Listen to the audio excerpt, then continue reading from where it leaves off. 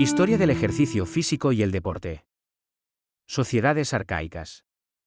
Iberos. Los iberos fue como llamaron los antiguos escritores griegos a la gente del levante y sur de la península ibérica para distinguirlos de los pueblos del interior, cuya cultura y costumbres eran diferentes. Los griegos utilizaron la palabra ibero para designar el litoral mediterráneo occidental, y posteriormente, para designar a todas las tribus de la península. Los autores antiguos describen a los guerreros iberos vestidos con túnicas cortas blancas con ribetes de púrpura. Probablemente las túnicas no fueran blancas, sino del color natural de la lana, al igual que ocurre con las togas romanas, y probablemente la púrpura de los ribetes no fuera tal, sino una franja de color escarlata. Tal vez la actividad física más representada en la cerámica y relieves iberos sea la equitación, ya que son numerosos los ejemplos hípicos de esta cultura. En numerosas referencias de historiadores antiguos, se hace mención a la gran calidad de los jinetes iberos, lo que hizo que fueran muy reclutados como mercenarios en los ejércitos cartaginés y romano como cuerpos auxiliares de caballería. La destreza de los iberos con el caballo se asociaba a su empleo para pastorear y dominar a los toros, puesto que desde la época tartésica, se conoce la existencia en Andalucía de grandes rebaños de toros rojos, según se narra en los trabajos de Hércules que, según la mitología, entre las 12 pruebas encomendadas, una era robarle los toros rojos al rey tartésico Yerión.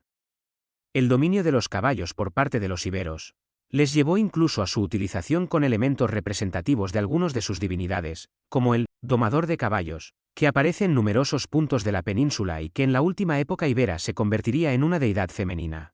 Según varios historiadores, este dios hípico tendría bastante relación con la conocida diosa celta Epona, diosa de los caballos, de la fertilidad y de la naturaleza. Los guerreros iberos usaban una gran variedad de corazas para protegerse en combate. La más sencilla era el pectoral que en aquella época también utilizaban los legionarios romanos y que constaba de una placa de metal que protegía el pecho. Los iberos utilizaban dos tipos de escudos, el céltico, ovalado, y la caetra, que era redondo y más pequeño, pero su arma más significativa fue la espada curva llamada falcata, que además de pinchar cortaba. Además, disponían del soliferrum, una larga lanza circular de una sola pieza, que arrojaban a distancia para después emplear la falcata a cortas distancias. La falcata tras la llegada de Roma a España pasó a formar parte de las armas romanas. La hoja de la falcata medía aproximadamente unos 45 cm de longitud, es decir, la longitud del brazo. En realidad, no hay dos falcatas iguales, puesto que estas valiosas espadas se fabricaban por encargo, por lo que cada una tenía unas medidas según el brazo de su dueño. Su flexibilidad era tal que los maestros armeros la colocaban sobre sus cabezas doblándolas hasta que la punta y la empuñadura tocaban sus hombros. Si la espada volvía a su posición recta al soltarla de golpe, era una obra de arte, si no, se fundía para volver a fabricarla. En las tumbas, las armas iberas se encuentran cuidadosamente dobladas, inutilizadas, ya que, como hemos visto en la falcata, eran armas personales, fabricadas para cada guerrero en concreto y no debían ser utilizadas por ningún otro. Por eso se enterraban inutilizándolas con su dueño. El vínculo que unía al guerrero ibero con sus armas era más importante que su propia vida, por ello preferían morir antes que rendirse y entregar sus armas.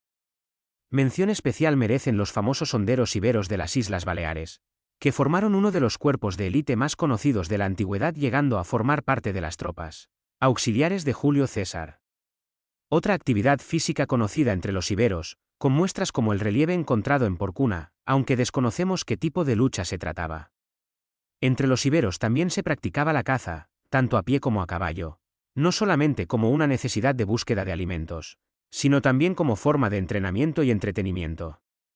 También se tiene constancia de la práctica de danzas y bailes en la cultura ibérica, que en muchos casos iban asociadas a ritos o celebraciones religiosas y que solían ser en grupos. Los niños y niñas iberos también tenían sus juegos para entretenimiento y aprendizaje, encontrados en su mayoría en las excavaciones arqueológicas y que solían ser figurillas, cuentas de collar, campanillas, muñecas articuladas, tabas, fichas circulares de cerámica, animales de mascota, etc.